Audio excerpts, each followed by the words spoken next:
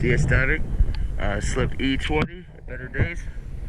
We're taking an after quake video. The paint's still looking pretty good. Good notice any chips and blisters in it. Zinc still look good.